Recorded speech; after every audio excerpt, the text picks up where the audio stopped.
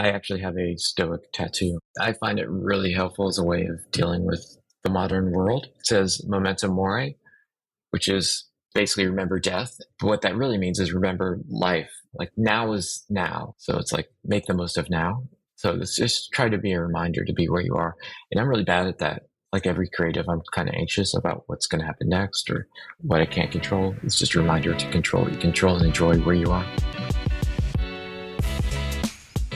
Welcome to Any Insights Yet? The podcast that explores the intersection of strategy, inspiration, and branding. I'm Chris Kocek. On today's episode, we're talking about the magic of Mischief with Greg Hahn, co-founder and chief creative officer of Mischief at No Fixed Address. If you follow the world of advertising, you'll know Mischief is one of the most awarded agencies in the industry. Since their launch in 2020, Mischief has won numerous Effies and Clios, and in 2024, Mischief was named one of GQ's 20 most creative companies in the world. And that is in no small part due to the efforts of Greg Hahn. Before he started Mischief, Greg spent years at some of the biggest and most celebrated agencies in the business, including Fallon and BBDO, where he created even more award-winning campaigns for brands like HBO, eBay, GE, FedEx, Citibank, BMW, and more. So how does Greg and his team do it? How do they consistently connect the dots between data and human truths to reveal those unexpected moments of joy and humor? More importantly, how do they get these large corporate clients to do things so differently? Our conversation takes some interesting twists and turns, from Andy Warhol to Goldfish crackers, from Capri Sun to Duchamp, from Pizza Hut to Stoicism. It's a wonderful maze inside of Greg's mind, and you'll be a better person for having gone through it. Let's begin with the Mischief mindset. You have this amazing way of bending reality at Mischief, I feel like. And I want to start by just asking, how do you do that? How do you help clients see things in a new way? Well, a lot of what we do, the heavy lifting and homework is in the strategy phase. We call it the Mischief mindset, but it's basically a list of provocative questions that lead to solutions you wouldn't normally go to. And the purpose is meant to shake up your normal life thinking, like what's the most wrong thing you could do? Or, what's the real problem we're trying to solve? And it's usually not the one that they come to you with. Things like who would benefit from our failure. So it's just asking those things that leads you down interesting places. And then you can start to see how these things all connect and lead to something that would be like, if this is true, then this would be true. And this would be true. And pretty soon you're far out there, but it's all based on truth. Mm-hmm. I saw on the Mischief website you have this list of 10 things we believe to be true, and many of them have this interesting reframe element to them, like the riskiest thing we can do is be ignorable, or kindness is not a weakness, or we are a safe place for dangerous ideas. There's this lovely reframe that you do for a lot of them. Why did you feel compelled to include kindness is not a weakness? Well, I think people are raised on this idea that to get to the top, you got to be cutthroat and backstabby and all that kind of stuff. And I just wanted to create a place where none of that exists.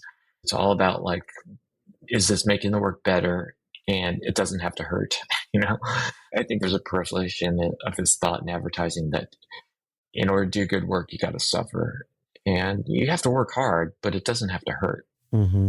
I mean, everything that you guys do has this unexpected reframe quality, whether it's we need to reframe the idea of a hookup for Tinder, or the way you reframe Capri Sun as a noise canceling device for children or parents of children. Do you have a particular favorite reframe from the work that you've done at Mischief?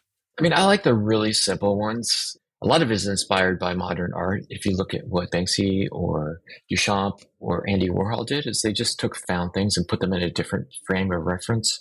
And suddenly it changed the meaning of them completely. So I like just a simple shift, 10 degrees north or south, and suddenly everything's different. So, I mean, a really recent one that we did for Goldfish was they wanted us to make them appeal to adults. So we changed the name to Chilean sea bass instead of Goldfish.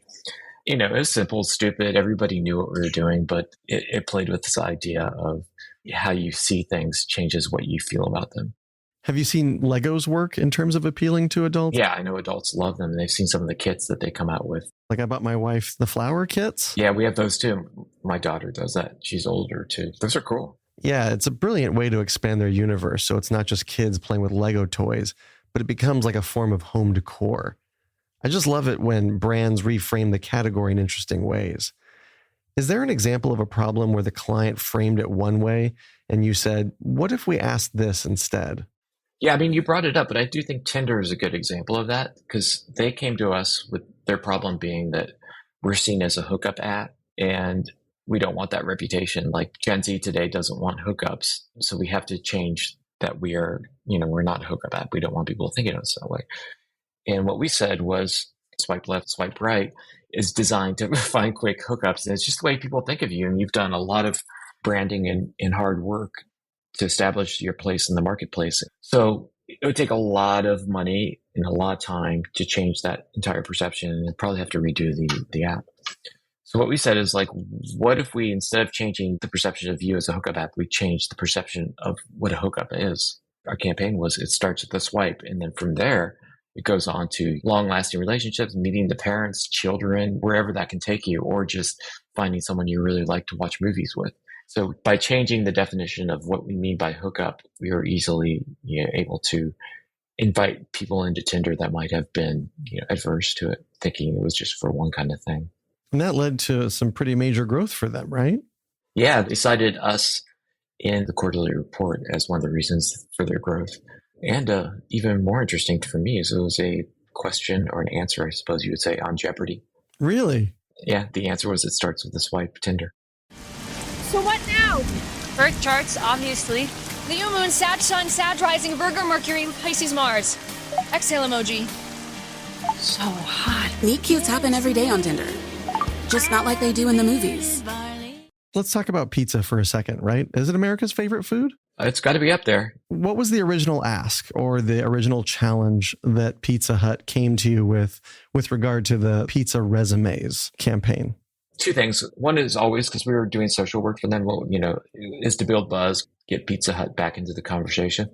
And then, of course, like many brands, they want to make sure they're appealing to Gen Z. And in this case, it was like recent college grads. So, we came up with a few ideas. One of them I really liked based on this insight of how social pizza is. So when a pizza arrives in the office, people automatically gather. So that led to the idea of like, well, if you put your resume on a pizza, it would be seen. It wouldn't get thrown away. And people would be gathering, hanging out, reading your resume while they're eating pizza.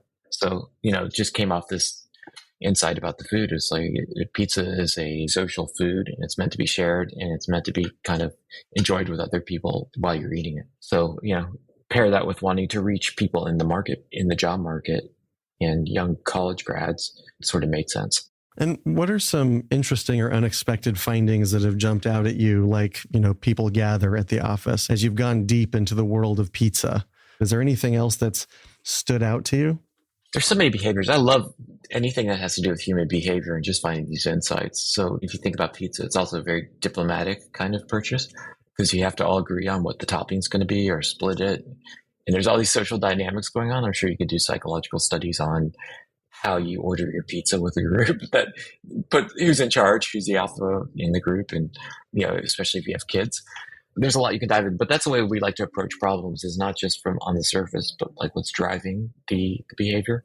Yeah, I was talking with John Gibson, who's over at the Martin Agency. He also worked at BBDO around the same time that you were there and I was there, and they've got Papa John's, and he was talking about in one of their focus groups, a vegetarian said they like to get pepperoni on their pizza, but then they peel all the pepperoni off because they just want the oily essence of the pepperoni. Oh, really? That's not breaking the rules? Okay. Somehow, no. Yeah, it justifies that. Yeah.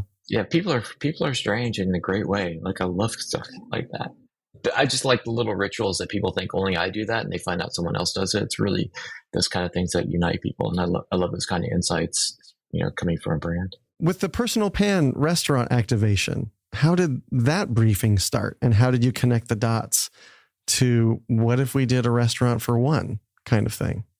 Yeah, those aren't hard dots to connect, honestly, because, Personal Pan, it is one of the pizzas that you do eat by yourself. Nobody splits a Personal Pan, hence the term.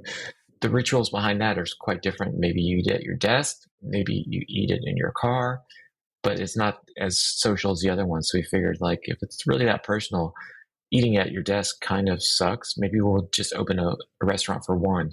And we actually extended it. We had reservations lined up for hours that we had to expend it from like 2 days to 3 or 4. Is one of the goals that you guys have is we're going to try and get as many impressions or as much reach as possible through the PR channel, through earned media, through our activations, as opposed to just doing the standard media buy?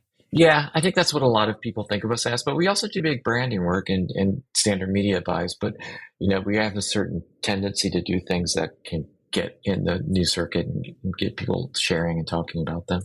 And how much does what if play a role in your creative briefs? It's certainly one of my favorite techniques for getting to an insight is asking the what if question. Seems like it's a pretty strong one for you guys. Yeah, our briefing sessions are very creative. Like creatives and strategists work hand in hand on coming up with the strategy. So there's ideas baked into when we brief the broader teams, baked into like, what if we did this? Just thought starters, ways to get it, because we need to know that the insights and the ideas that we're bringing to the table can be executed on in an interesting way. So it's a big part of the briefing process. And I think our briefings go longer than any agency I've ever been at because they're very in-depth and they're sessions and they're not, at BBDO, we had 1 page and it was like a 10-minute briefing. And that works for some people. But we found a lot of success in breaking that. And they're like mini TED Talks, our briefings, and they're really inspirational and fun.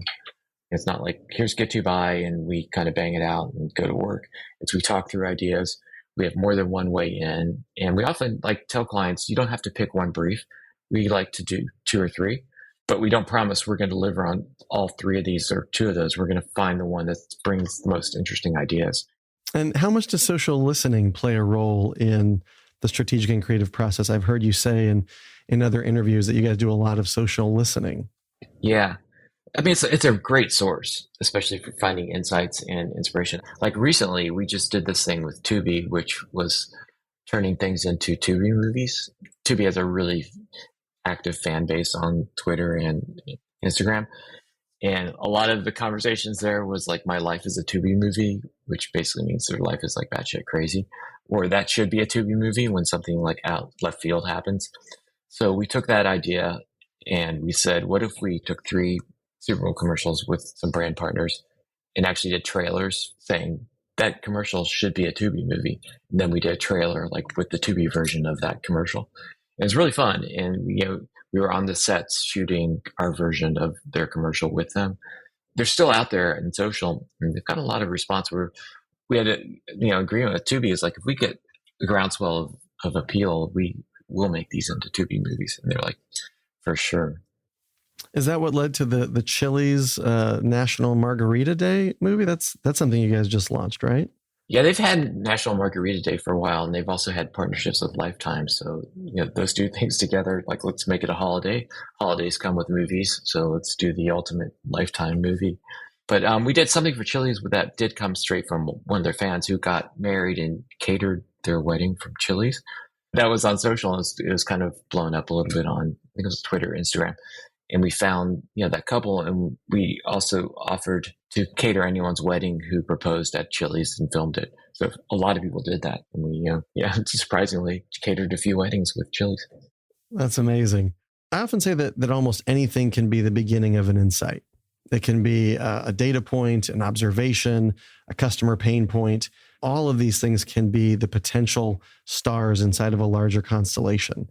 Is there a data point that when you were working with a client, they said, well, we know this about our customers, or through your own research, you found something that maybe they didn't know, and that led you to think of things in a new way?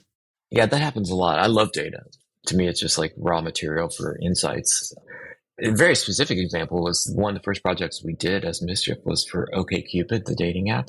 They came to us with this statistic that people who said they vote or put the voting badge on their profile were 85% more likely to get a DM on OkCupid, which we found fascinating. And they wanted to get more people to register to vote and to put that tag on there. So we took that statistic and turned it into a whole campaign, which was VILF, voter I'd like to fuck, basically. So it's like become a VILF. And we used a lot of statistics in that of just showing people that you become sexier if you vote. That was directly linked to some of the data. Yeah, there's a lot of great insights. There's a great book I would recommend to anybody, who's interested in this kind of thing. It's called Everybody Lies. It's written by an ex-Google developer, and it's based off the fact of like what we say, this persona we put out there is often very far removed from our behaviors and what we actually think. And you can tell that by just diving into the data. Like a couple examples he gave, like one is, the number of men who say they're Lady Gaga fans is like 20%. If you go on Spotify, it's, I think 65% of her fans are men. Another great one, it's really interesting. I think there's something here is that the Google searches on, when you type in the bar, the Google search on is my son, the next word usually is gifted or genius. And people who typed in is my daughter, the next word is usually like overweight or pretty. And it's like, wow, that is a social commentary right there, So there's a behavior there that needs to be investigated, how we treat the genders differently and what we expect of them. Yeah. I mean, wasn't there a campaign? I can't remember who did it. Maybe it was from Google. No, it was the United Nations. They realized this thing about the smart search function or the algorithmic, kind of autocomplete. And it said something like, should women ... And it was a lot of negative things. Yeah, it's interesting. They can track like racist comments by region, and they can tell who's going to vote for who, can draw any conclusions, but they can tell where certain voters live based off of the terms they're using. Super interesting. Yeah, I think data, like it seems dry, but I find really interesting to dig into insights based on data. My favorite example with autofill is convert to, and then, there's Christianity, Judaism, all of that. And then it says PDF. And someone made a snarky comment that convert to PDF is fourth most popular religion. Oh, that's great. That's really funny. I do remember one from the BBDO days, and this is from BBDO San Francisco, but I remember, working on the Barbie campaign. I'm not sure if you're familiar with it, but Barbie was seen for a very long time as something parents should not give their kids because it was a bad role model. But kids loved it. And the question they asked parents was, did you grow up with Barbie? And they're like, yes, we loved Barbie. All these great feelings towards Barbie. And the next question was, would you give one to your daughter? And they all said no. They said, well, why not? And it's like, well, because it's a bad role model. Like, well, you turned out okay. So what they figured out was instead of what traditionally they had been doing is advertising to kids and having their kids ask their moms for Barbie, they said, we don't have a kid problem. We have a mom problem. So then they started advertising to adults, and that changed everything for the brand. That piece of insight of like, where's the real friction here led to a whole different way of thinking about the brand. Yeah. Well, that came up in the Barbie movie too, right? There was basically that issue where the kids were like, oh my gosh, Barbie, you've ruined everything. And I can't believe that actually Mattel let that go through in the script. They were very open with where the script was going to go. Yeah. From what I've heard, they were cool with all that. Yeah. I've also found with asking about parents, like I've worked on various brands, like in the financial industry space. And, a question is like, what did your parents do when it came to finances? Or what did your parents do when it came to X? Because the apple doesn't fall far from the tree in most cases. Either that or it's the complete opposite. That's exactly right. Yeah. I have some questions about your childhood. Were your parents particularly creative types? Well, on paper, probably you would say not, but they are very much. My mom, she worked in radio for a while, when she was in college. And she was a model for some time. And then, she met my dad and raised 3 kids. But very creative. She's in the arts. She works with the opera a lot and theater in Cincinnati. So, always creative minded and around the art. And my dad you would think on paper, this doesn't sound like a creative job. He's a dentist, but he's also an inventor. So he invented, he's one of the very first people to invent dental implants and do those. So really, he's always had that entrepreneurial kind of inventory streak. Still was a practicing dentist up until like 2 years ago. Mm-hmm. Now I understand you love crime scene shows, and I understand that because of some stuff you've posted on LinkedIn. Probably too much. In a recent LinkedIn post, you wrote, I spend a seemingly inordinate, some would say alarming amount of viewing time on shows about murder.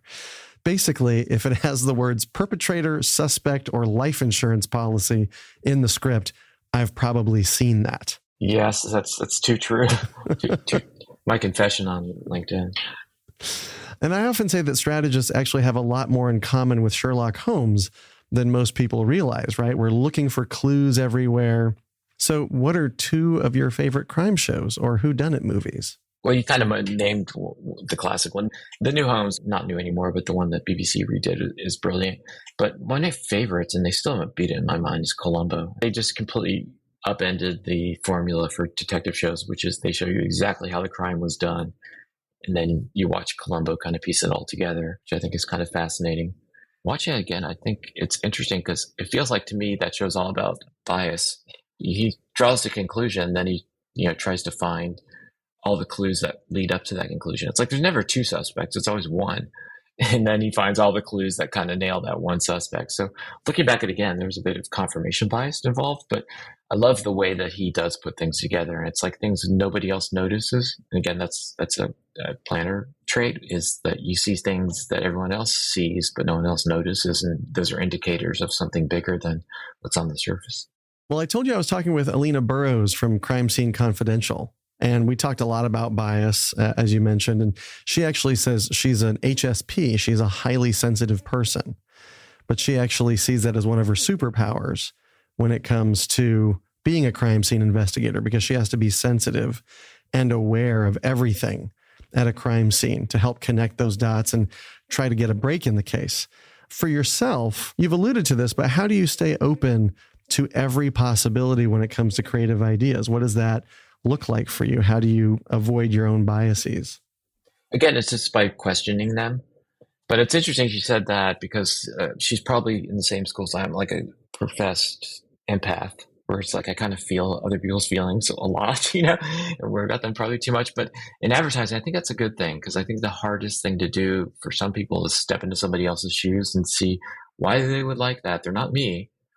And I purposely go out of my way to read things where I'm not the audience, or watch things that I'm not the target, just to understand like how someone could like that, or why they would like that, or what they're thinking as they're exposed to it. So I think it's like a good detective skill, is being able to look at the world through completely different eyes. Yeah, that ability to sit with two contradictory ideas and maybe even be a little uncomfortable with the fact that things don't quite line up. Yeah. Nothing's 100% true, and just keeping that in mind, there's always another side or another way to look at things. I've heard you talk about stoicism in some of your interviews. Yeah, I find it really helpful as a way of dealing with the modern world. Mm-hmm. And it's just this calm, steady, everything's going to be okay, or control what you can control and don't worry about the rest, learn to deal with the rest. Yeah, I actually have a Stoic tattoo. It says memento mori, which is basically remember death. But what that really means is remember life. Like now is now. So it's like make the most of now. So it's just try to be a reminder to be where you are. And I'm really bad at that. Like every creative, I'm kind of anxious about what's going to happen next or what I can't control. It's just a reminder to control what you control and enjoy where you are.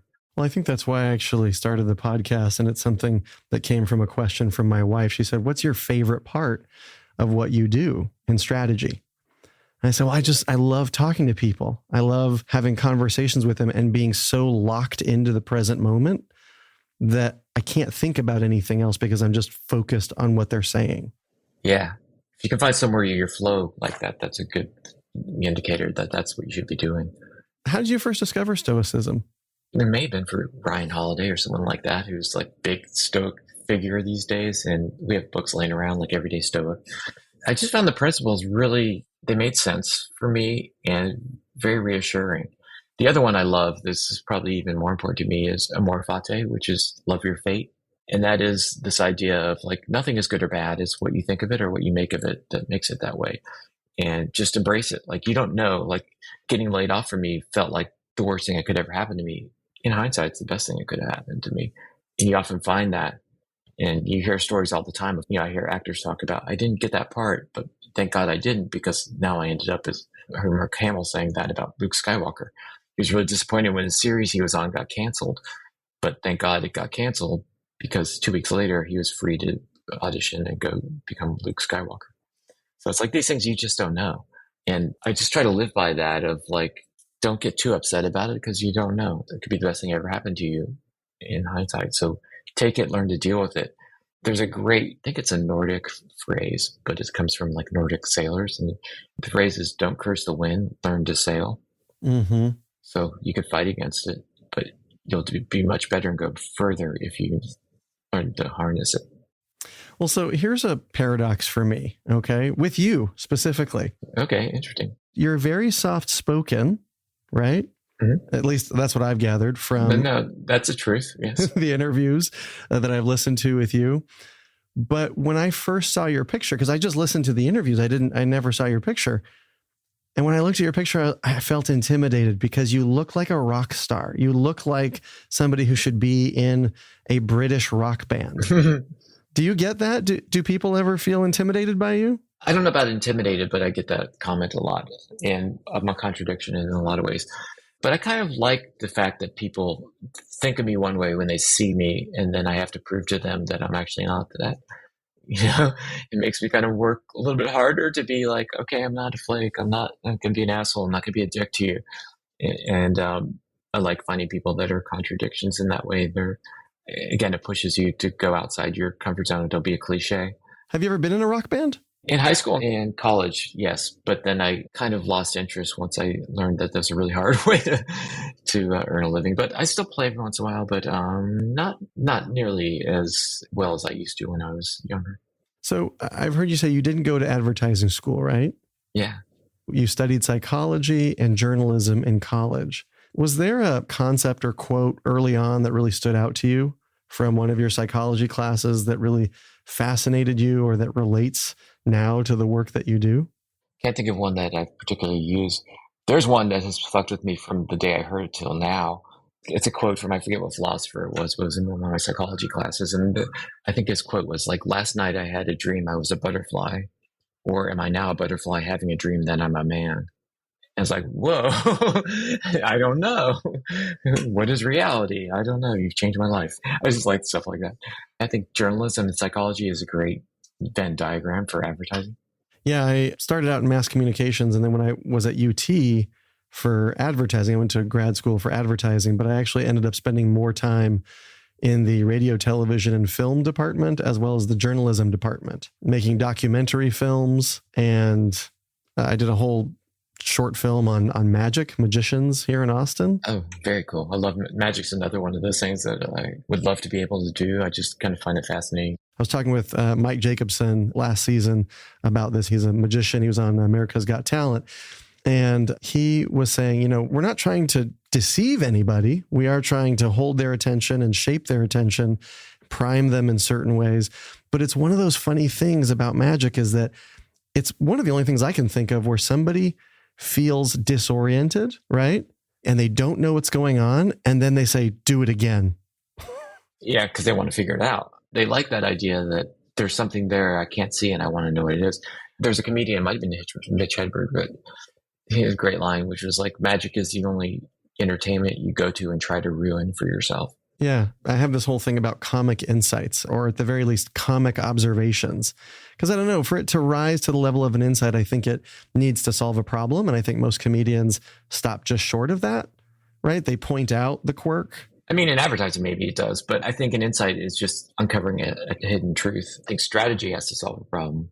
But I do think like insight is just a uncovering of the truth. But yeah, semantics.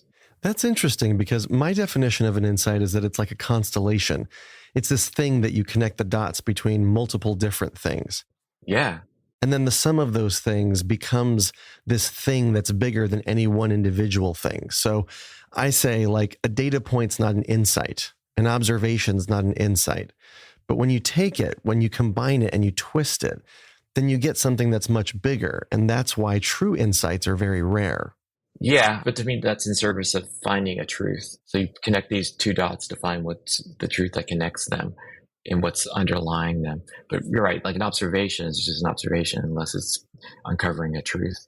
Yeah, and then there's the truth that's been well worn and is used so much that people say, well, there's nothing new there. It's got to be an unexpected truth, like you said.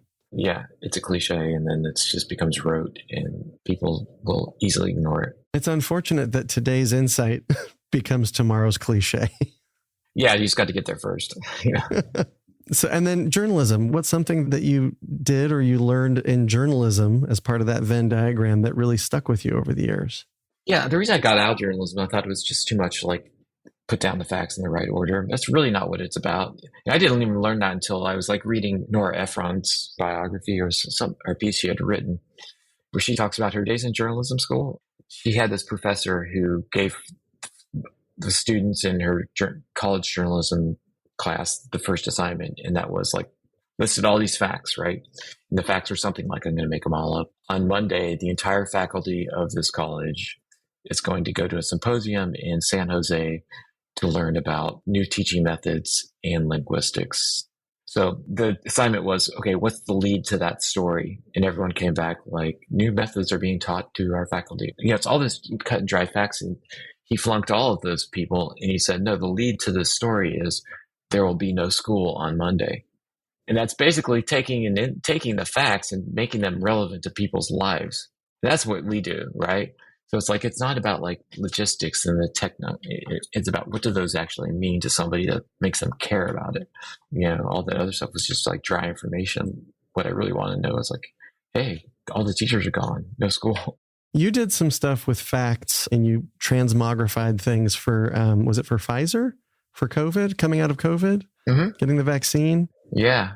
Well, that was at the very early stages of the vaccine, and it had just been announced, and they discovered it. And obviously at the beginning, and still there's a ton of vaccine hesitancy.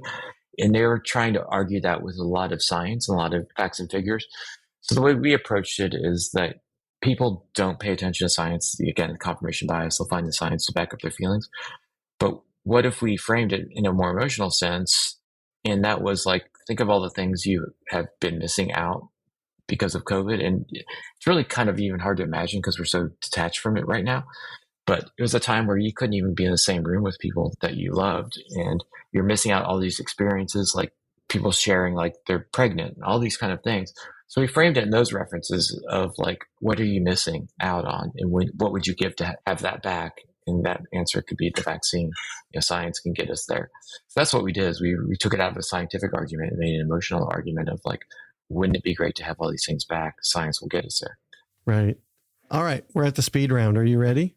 Yeah, let's do it. Is there cash bonus at the end of this? There is. There's a lovely door prize sweet. At the end of it all.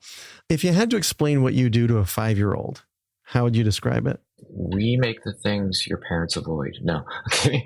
Actually, there's the answer based in there. Like we make the things that most people want to avoid, the things they want to seek out. In other words, honestly, it's like we try to do things that people want to see and learn about. And we do that in the service of brands. But the 5-year-old answer is probably we spend our days asking what if. That's the real basics of like what we do in the office or at home. Spend our days asking what if. And that's a fun job. It is. On its best day, it's wonderful. What's a recent good book you've read or a movie you've seen or a TV show that you're just like, man, this is so good? Rick Rubin's, I'm sure other people have recommended this to you, The Creative Act. Mm-hmm. Have you read that? I have, and I love it. Yeah, I think that's like every creative's go-to, but there's so much we learn there, almost spiritual acts of creativity. And there's another book that I always come back to, which is called The Hitmakers, and it's the science of popularity. It's what makes things go viral or, so to speak, or why things take off and certain things don't. I think that's great. There's another one I'm currently reading called Unreasonable Hospitality by the owner of 11 Madison, I think it's a restaurant. And that's just like how to run a best-in-class business, no matter what the business is. As an owner of an agency, I think it's really interesting to see how restaurants are run because they're very similar. So much goes into the active listening process. Like they talk about surprising and delighting people. But it's basically because they notice or they're aware of certain things. So like somebody comes in, they've got their suitcases with them and say, oh, we never got to go have the famous New York City hot dog. So what do? They run out, they get a hot dog and they say, hey, we wanted to give you this experience that you missed out on before you're about to leave for the airport. Yeah, there's a lot of brilliant examples of that. And also just like how to build a culture that isn't able to do that, which is kind of what I'm trying to build at Mischief is, again, we say a safe space for dangerous ideas. We want people to feel like they could come to us with like batshit crazy ideas like that, or that, we're not going to shoot stuff down. And I just like this idea of a culture where people feel part of it and they come to build, not to just punch a clock. What's a subject you recently got super interested in and you just went down a rabbit hole because of insatiable curiosity? Or does that happen every day? Every day. Like, it often starts on TikTok because that's a way to learn about shit and also like go down rabbit holes. So I was listening to something on rhetoric, on just how words work and creating speeches. And there's this idea that I found kind of fascinating, which is basically this philosopher said that every English speaker, every American actually speaks two languages. And that's because there are two words for almost every thought or every word in the American language. And it's broken down to Saxon words versus Romance words. Saxon words are mostly Germanic. They're very short. So his whole philosophy was like, speak in Saxon. So it's a difference between saying your boss or your superior or your job or your position. And he gives a great example. The saying is not like, allow the presence of illumination. The saying is, let there be light. And those have very different feelings. I kind of went down the rabbit hole of like, where do these words come from? And that led me to like, where do certain phrases come from? And I find that fascinating as well. It's like just everyday common phrases that we don't even think about that on the surface make absolutely no sense. But when you go back to, oh, wow, that's where that came from. I guess I use it and I never even knew why I was saying that. Well, when I lived in Mexico and I was studying Spanish, I became fascinated by the verb esperar, which means to wait, to hope, or to expect. It holds all three of them in there. So if you ask somebody or you look at the definition, the translated definition of esperar, it means to wait, to hope, or to expect. So here's a little quiz for you. Okay. Mm-hmm. You ready, Greg? What's the difference between to wait, to hope, or to expect? Because there are shades of meaning between those three. Certainty? Does it have to do with certainty? I think there is a certain amount of certainty to it. If you were to map it out on a spectrum, where would you put waiting, hoping, and expecting? Waiting, I think you're more certain. Hoping, you are not certain. Expecting, I think you're pretty certain. That's interesting. My daughter did the same thing. I have a slightly different perspective. I feel like waiting is the most neutral. It's the most neutral because when you hope, you're leaning towards something actually happening, and expecting, you're at like a 90% certainty level that it's going to happen. Whereas waiting is just like, it may happen, it may not happen. I'm just waiting. Oh, I think you're waiting for it to happen. It's going to happen. You just have to, it's just a matter of time. See, I would put that in the hope category. I would say you're either hoping, you're hoping, you're expecting, but it's fascinating. This is our next hour. We're just going to dive in on words. Is there a brand whose work you really admire that you think to yourself, I wish I'd come up with that? Yeah, this is one probably no one's ever heard of, but it's a brand called Alexis Bitar. I think that's how you pronounce it. It's a jewelry brand. Actually, they have a store right down the street. My wife loves it. And it's called Alexis Bitar. And they've just created this world in social. It's like a Christopher Guest movie, but done in such an interesting way. It's like these 10-second, 20-second, sometimes 30-second little clips of this Upper East Side older Devo fashion, washed up kind of who is the biggest bitch in the world and has her personal assistants. It's like Anna Wintour 20 years from now kind of thing. And the whole world they've created and how just the feel of it and the way it's shot and the dialogue and the writing and the performance of it are brilliant. No one's discovered. It's not an Addie thing. You wouldn't think of it, but if you could check it out, the world again that they have created and the way it sells, because they're in front of store windows and things like that talking, and she has a personal assistant that shops for her. And it's really funny, really snarky and biting, but hilarious. Nice. I will definitely check it out. What's one of the most interesting jobs you had before you got into the work of advertising that has helped you do your job better? I have a couple jobs. One, for summer jobs as a kid. One, I actually sold door to door. Believe it or not, I did. Went door to door trying to set up appointments to sell siding, aluminum siding for my cousin. Like Rodney Dangerfield. Yeah. Yeah. I was kind of that guy as a kid. Me and my friend, put on ties and we in like not great neighborhoods. We just have to walk up to doors, random doors, and knock on them and ask them this or her speech to set up an appointment to have my cousin come in and close the deal. And it was like, I'm so bad at it. I just felt really bad for the people whose day I was disturbing. And even though some people were very kind and wanted, other people were like inviting us into their house and you really did not want to go. It's like people who are just super lonely or creepy. So that was kind of interesting. You do learn a lot about people. But I would say the thing I learned mostly from the jobs that I did before advertising is how lucky we are to be in advertising. Can you elaborate on that? Yeah, I did jobs where it's like I worked at a pizza shop where I just like couldn't get out of there fast enough every day. And the days were so long. And then I did another one where I was like working in a telemarketing center again. And like any day that you don't have to stare at the clock and pray that it's later than it is a good day. Like in advertising, as bad as and frustrating as it can be, we're very lucky to get paid to do what we do and to sit in the rooms and come up with things that other people are going to see and react to and make a difference in the world. And yes, stuff gets killed. That's very frustrating at times, but even those days are better than some of the best days that, working some of these grind jobs or working on sewers and things like that. And again, it just makes you appreciate like perspective is everything. With the pizza shop, was it the repetitious nature of the work that kept you? Yeah, I worked on the line. I was like a line cook. And it was also one of those things. It was a pizza shop where customers could like look in on the kitchen. It was like part of the spectacle. Like I got to the point where I just hated when people came into the door because I knew, oh my God, I'm so backed up. Whenever customers would come in, I'd be like, oh no, we're going to be swamped. Please go away. And lunch hour was killer. And then the boring times, when the down times were bad too. At least in advertising, it's always interesting. And finally, what's a piece of advice that you got early on in your life or in your career, maybe from David Lubar's or from a fortune cookie or from anywhere that you still remember to this day or that you think of often?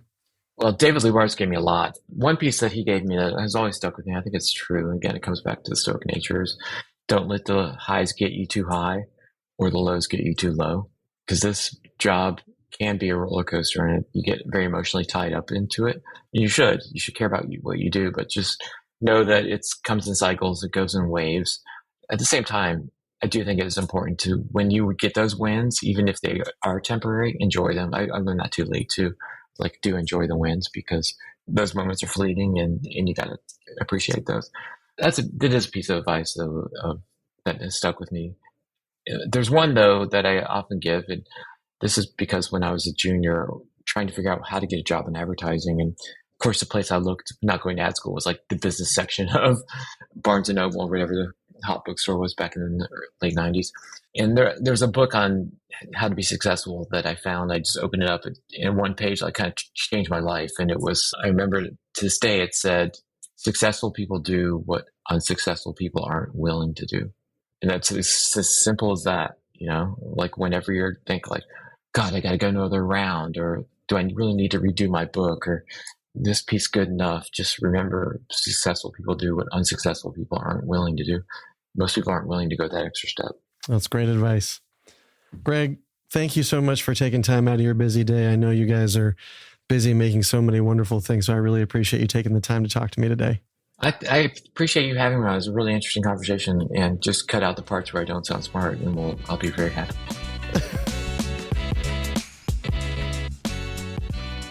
Thanks again to our guest, Greg Hahn, co-founder and chief creative officer at Mischief No Fixed Address. If you want to connect with Greg, you can find him on LinkedIn, where he shares additional thought-provoking ideas and his love of crime shows. If you're looking for even more ideas and aha moments, head over to chriskochek.com. There you can find some of my newest online courses, case studies, and creative exercises for building insights and breakthrough ideas. And while you're there, make sure you subscribe to the Lightbulb newsletter. Every Thursday, I share 3 aha moments that are guaranteed to inspire your next project, creative briefing, or campaign. If you enjoyed today's episode, please give us 5 stars on your favorite podcast platform and share it with friends, family, clients, colleagues, even your enemies. Special thanks to Michael Osborne at 14th Street Studios for producing this episode, and thank you to Megan Palmer for additional editing and production support.